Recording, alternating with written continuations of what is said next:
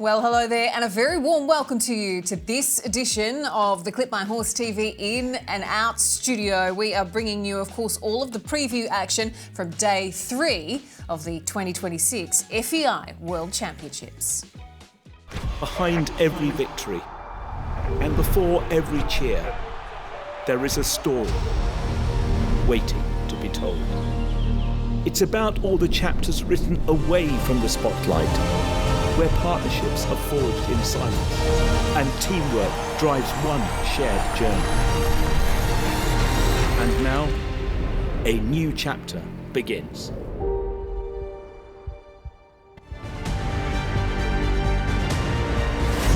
Presented by Hoovela.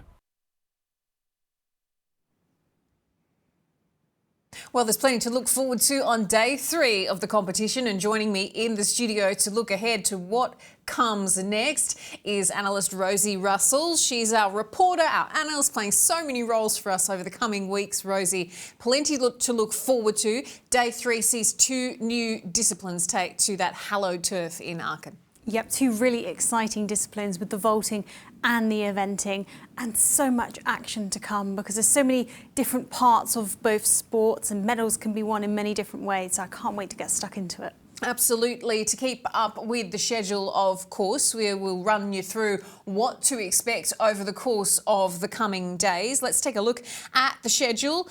It all kicks off bright and early on day 3 of the competition for the vaulting. It's the compulsory test at 8:30 a.m. and, of course, the team and individual dressage commences as well for the FEI Eventing World Championship at 9:30 a.m. and they are, of course, European summer time, so check your local schedules for when you can see all of that action playing all day on FEI TV and, of course, Clip My Horse TV. So plenty to come, Rosie. We are going to talk a little bit about vaulting coming up, but first we want to dig into the eventing because this is super exciting, particularly for our British fans. A lot of hype around this team coming in here.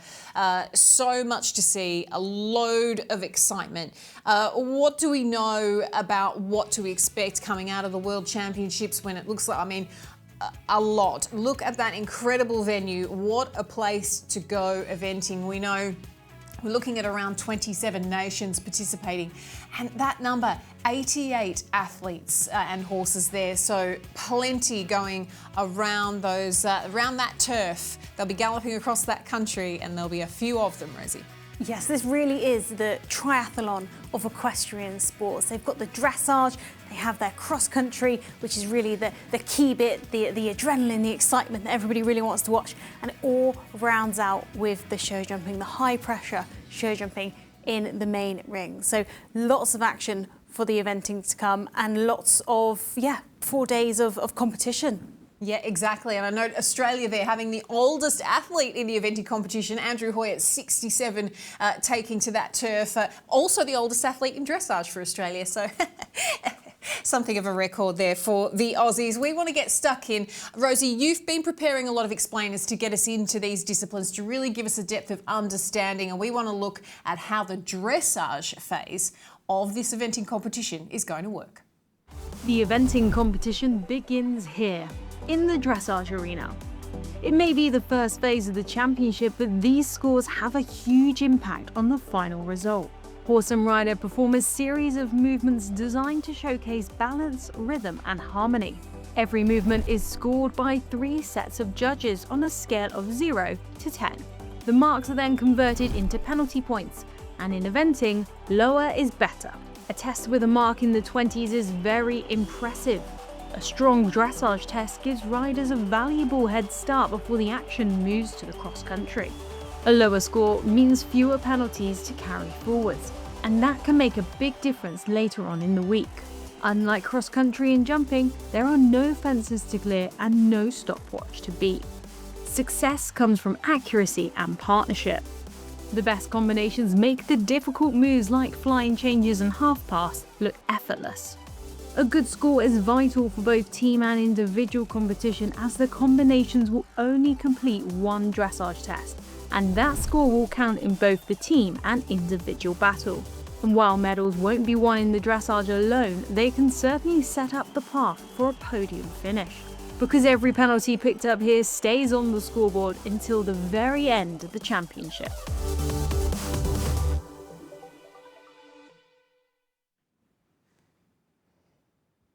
Well, thank you very much, Rosie Russell, for preparing that explainer. Gives us a little bit of insight to how that dressage works. It is different to the traditional dressage of discipline pure dressage that we see earlier in the week. We're looking forward to this all kicking off. Our colleagues at Equeratings have prepared for us a little bit of analysis. I know you've been diving into that with them, Rosie, at these early stages where it's all about dressage and how the dressage is going to set the tone for what comes over the course of the 3 days of competition for these horses and riders. We have some really exciting combinations coming forward on a dressage front because, yes, eventing is all about the exhilaration of cross-country, but you've got to start well, and it all starts in the dressage. And some of the combinations we have can post some very, very impressive scores. But looking at Thursday, because that's our first day of dressage, one combination I really, really want to point out is Tom McEwen and JL Dublin. This pair are expected on their last 6 runs, that's the 6RA, their 6-run average, to score a 24.5. Now, these guys are our individual bronze medalists from our Europeans last year. They're a really, really strong combination as a pair. They're going at about 4 o'clock local time. Definitely one you want to tune in for because the combination have been just improving in this first phase all the time. They have so much presence when they enter the ring. They actually led badminton horse trials after the first phase, after the dressage phase, back in 2025. So very strong, and they're good jumpers. So ones to keep an eye on, but a 24 would put them in a solid stead. There are some people on Friday who could go into the teens, but we'll get on to them. But he's definitely one to watch. And yeah, hopefully one the Brits will be cheering on an awful lot. Absolutely, they are a British favourite that cannot be denied, and serious contenders come the show jumping. Tom is a real show jumping enthusiast. We know that. He competes in pure show jumping as well at a very high level. So we want to talk then about one other, Rosie. This is someone we can't look past as an early marker, and Equeratings have pointed this man out. He comes from down under. We will claim him as our own in Australia if he does exceptionally well. We talk about Clark Johnston. Yeah, and he has experience at the venue. His 6-run average of 27.6. Anything sub 30 is really quite impressive, but he was part of the team that won the Nations Cup here in Aachen in 2025 last year. So he's familiar with the venue, with the grounds, what it takes to do well. They led Burnham Market 4-star, which is an event in the UK this year on 26.7. That is a 4-star level, as I've mentioned.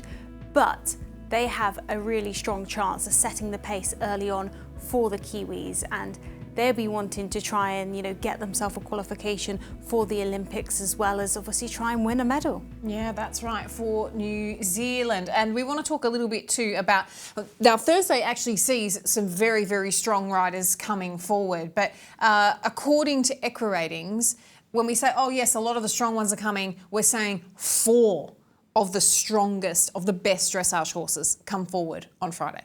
They do. They come forward on Friday. That's really going to be a showcase. But here are 4 that I think can keep the pace on Thursday, because they will be putting pressure on the others as well if they can put in a really, really good score. We've mentioned JL Dublin and Tom McEwen. They're going about 4 o'clock. Flash Cooley and Gemma Stevens. It's great to see Gemma back on a British team. Her last World Championships was in 2018. So she's really been fighting and building her string back up to get her position on the British team again. Flash Cooley's a very, funny enough, flash horse in the dressage. And they're just at 10 past 11. Rocketman and Clark Johnston, who we've mentioned, they are quite early on. And Caroline Pamuchku, HSH Blake, a really, really shining star for the Americans. They were at Paris in 2024. He's quite a young horse. He's really building his experience up through the levels. He's a lot more established now than he was back in Paris. He had one baby mistake, but a classy horse, which will be a pleasure to watch in the dressage ring. It absolutely will. And there'll be, of course, so many coming forward in that dressage, just a few highlighted there, and they are some of the key performers, but many others come forward. There's a few others to look out for as well. Nellie Price there from New Zealand at 12:38. Caroline Pamuchka we just talked about at 12:52. And later on in the afternoon, look out for Tom, who comes forward as well. So plenty to look out for. Staple yourself to the sofa, plenty to watch in eventing. Someone who has been glued to the side of this arena. We're seeing our eventing horses for the first time on Wednesday during the trot up, and that is Nicole Brown. She's a commentator and reporting for us there in Aachen, and she filed this report. Oh, I'm not sure I can quite portray the level of excitement, the anticipation, the buzz that is ablaze around the Aachen Showground at the moment, team, because there has been so much going on. In terms of the eventing competitors, well, this morning we had 88 accommodations come forward to present to our ground jury for the first horse inspection. That was to make sure that all of the horses were fit and well and ready to compete in the competition. It passed largely without any drama, but there was one slightly hairy moment for German combination Julia Krajewski and Ulzina's Nickel, who are one of the leading fancies here this weekend. Julia actually took the individual silver medal 4 years ago in Protoni, but he spooked and slipped at the end of his trot. There was a huge gasp from the crowd, but he looked to be absolutely fine. I've seen him out actually in the arena familiarisation this afternoon. He looked a picture, as did all of the German horses and the British horses. So the two leading nations here in terms of Equestrian's win chances, looking in very, very good form. So behind me, we've actually got Team India and Team Poland just making their final arena familiarisation. That's quite a mouthful, isn't it?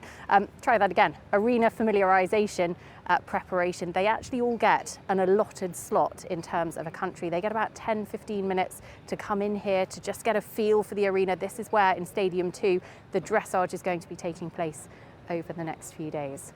It is hot in terms of the weather. I'm sure the team will be managing how those horses are reacting to the weather conditions and the temperature, just to make sure that they can plan their warm-ups tomorrow to the absolute nth degree. We're looking forward to the competition getting going. I don't know if you can tell, I'm quite excited. Bring it on. Back to you guys.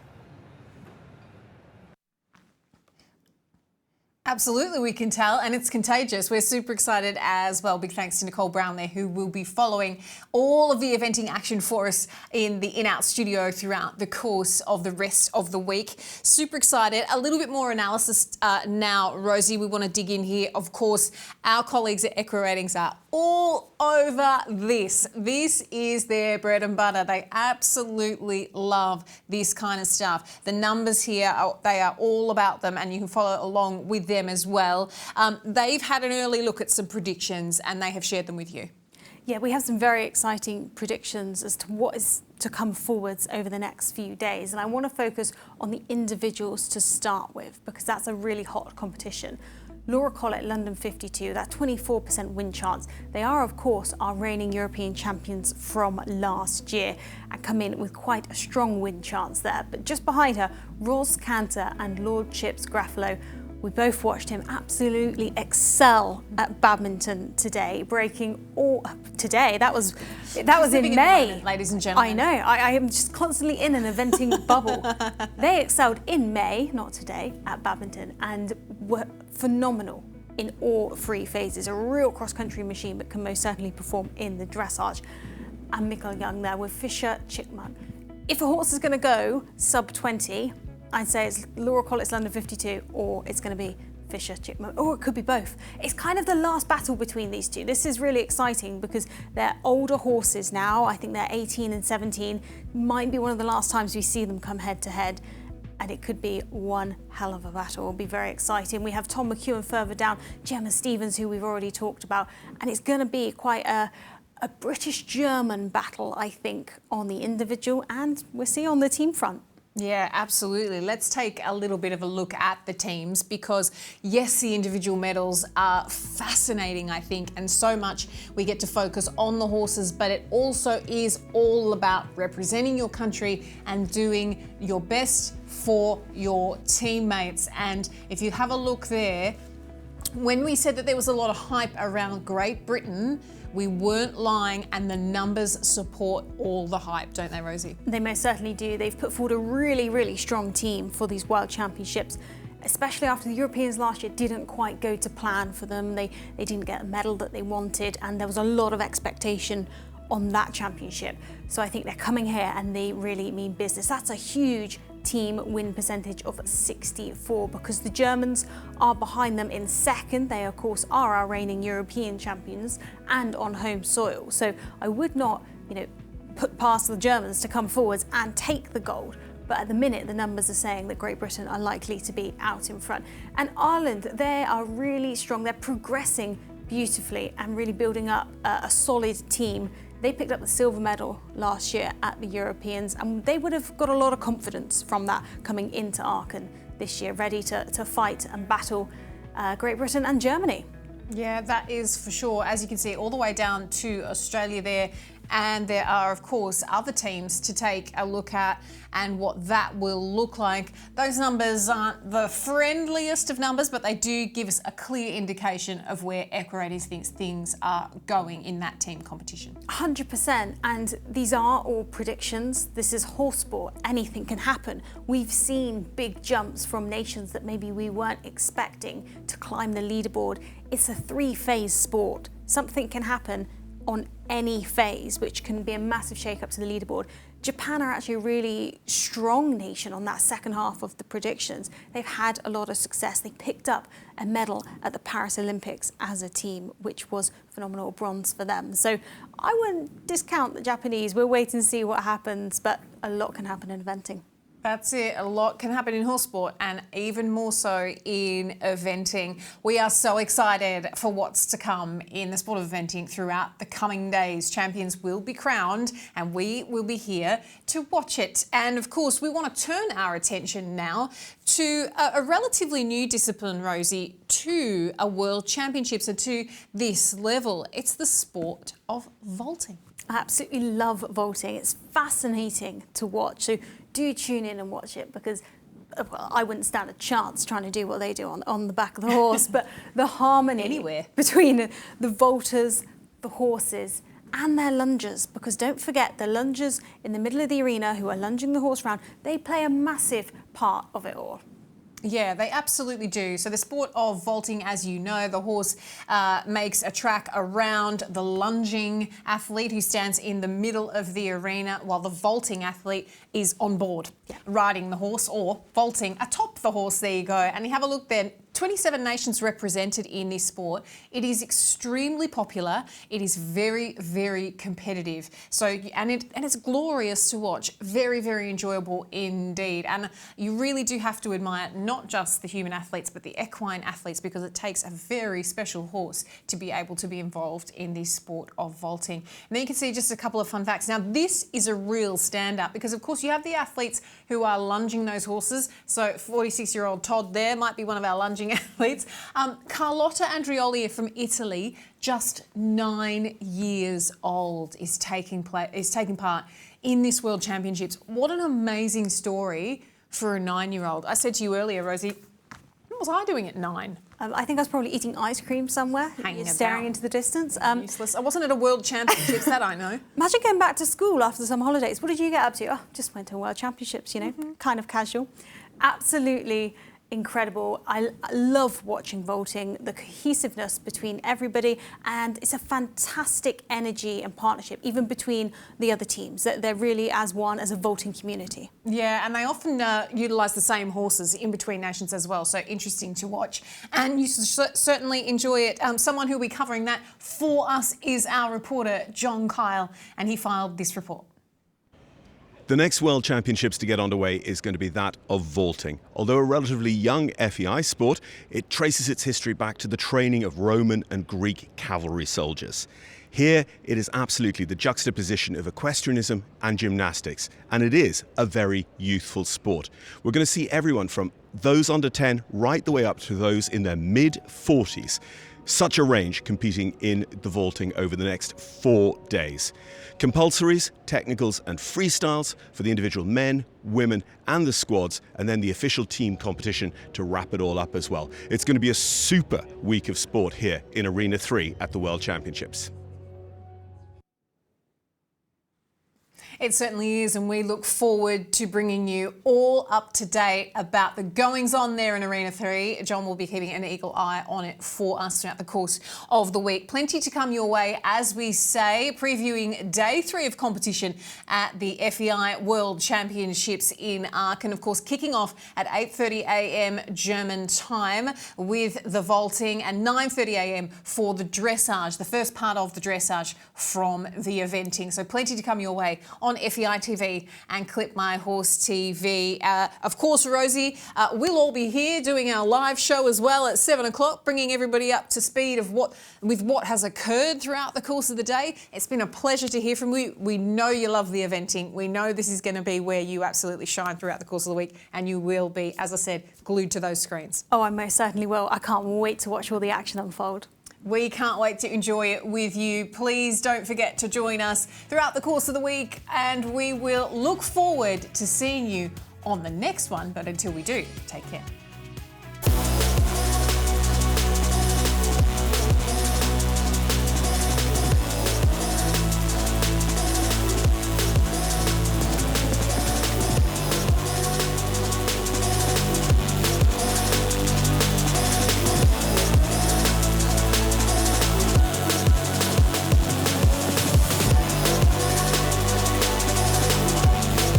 The best horse feed for the best athletes. German horse feed since 1905.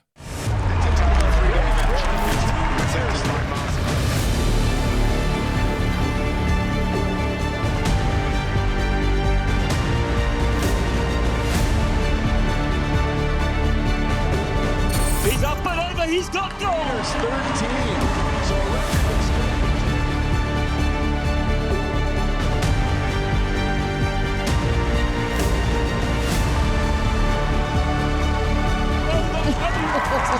Against the clock, it really didn't matter.